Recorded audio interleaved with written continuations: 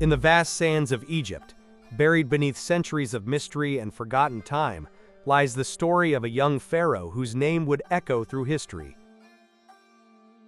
Tutankhamun. His reign was brief, his death a puzzle, but his discovery changed archaeology forever.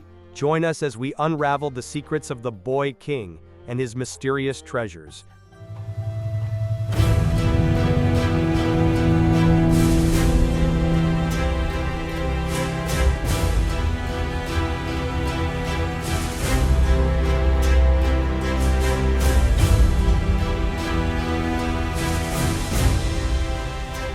Tutankhamun was born around 1341 BCE during a time of great change in Egypt.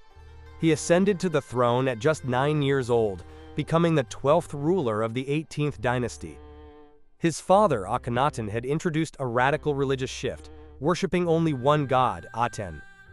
But young Tutankhamun would reverse these changes, restoring the traditional gods of Egypt. Tutankhamun was originally named Tutankhaten, meaning living image of Aten. But he changed his name to honor the god Amun when he reinstated Egypt's polytheistic traditions. He married his half-sister, Ankhesenamun, a common practice among royal families to maintain the purity of the bloodline. Historical records suggest he was guided by powerful advisors, including the Grand Vizier I and the military commander Horemheb, who influenced his decisions during his early years as king. Despite being a boy king, Tutankhamun played a crucial role in stabilizing Egypt after the upheaval caused by his father's religious revolution. He moved the capital back to Thebes, reinstated the powerful priests of Amun, and rebuilt temples that had been defaced, but his reign was short, lasting only about a decade.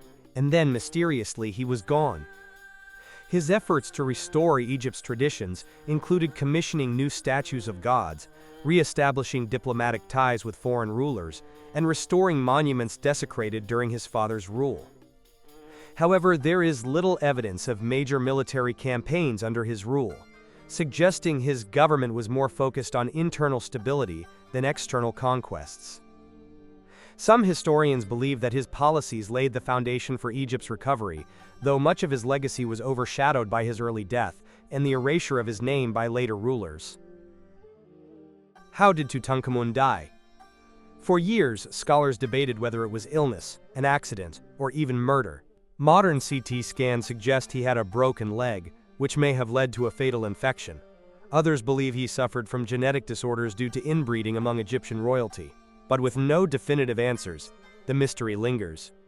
Some theories suggest that he may have been assassinated due to political intrigue, possibly by his advisor Ai, who later took the throne.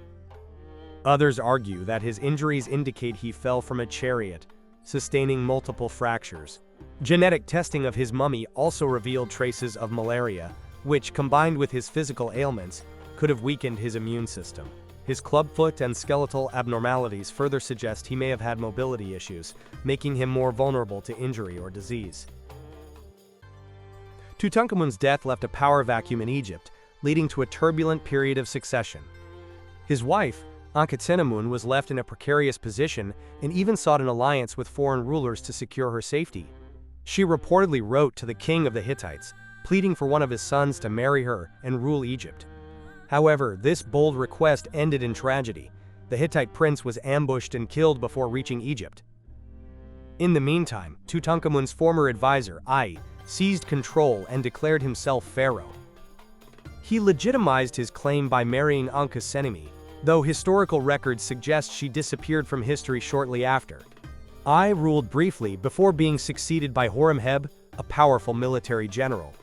Horemheb sought to erase all traces of Tutankhamun, Ai, and Akhenaten, restoring Egypt to its previous order and ensuring his own name would be remembered instead. Ultimately, the period following Tutankhamun's death was one of political maneuvering, power struggles, and historical revisionism. His name was nearly lost to time, until the discovery of his tomb brought him back into the spotlight over 3,000 years later. In 1922, British archaeologist Howard Carter made one of the greatest discoveries in history, the untouched tomb of Tutankhamun. Sealed for over 3,000 years, it contained over 5,000 artifacts, including the iconic golden mask, but along with the treasures came whispers of a curse. Unlike other tombs that had been looted over centuries, Tutankhamun's tomb was remarkably well preserved. Inside, Carter and his team uncovered golden chariots, jewelry, weapons, and even the young king's mummified remains. The discovery provided unprecedented insight into royal burial practices and daily life in ancient Egypt. However, it also raised questions. Why was Tutankhamun buried in such a small tomb compared to other pharaohs? Some believe he died unexpectedly and his burial was rushed. One of the most mysterious artifacts found in Tutankhamun's tomb was his exquisite iron dagger, crafted from a material that was not yet commonly used in ancient Egypt. This blade was not made from earthly iron but from the remnants of a meteorite. At the time of Tutankhamun's reign, ironworking was virtually unknown in Egypt. The Iron Age would not begin for another few centuries, making the presence of this blade extraordinary. Scientific analysis of the dagger in 2016 confirmed its extraterrestrial origins, revealing that the metal contained high levels of nickel and cobalt, signatures of meteoritic iron.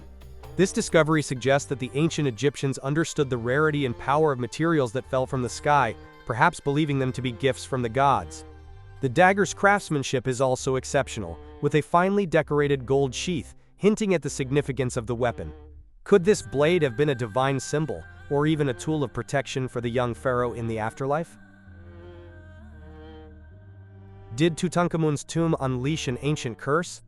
Many involved in the excavation met mysterious fates, fueling legends of the pharaoh's curse. Science suggests exposure to ancient mold and bacteria could explain some deaths, but the myth endures to this day. The so-called Curse of the Pharaohs began when Lord Carnarvon, the expedition's financial backer, died just months after the tomb was opened. Reports of other strange deaths among Carter's team only added to the legend.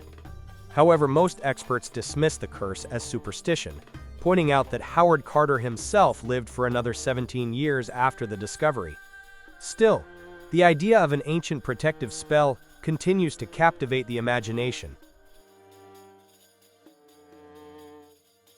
Tutankhamun may have lived a short life, but his legacy remains eternal. His tomb, his treasures, and his mysteries continue to captivate the world. His story is a reminder of how the past still shapes our present. What do you think? Was his dagger a divine weapon, a gift from the gods? Let us know in the comments, and don't forget to like and subscribe for more historical mysteries.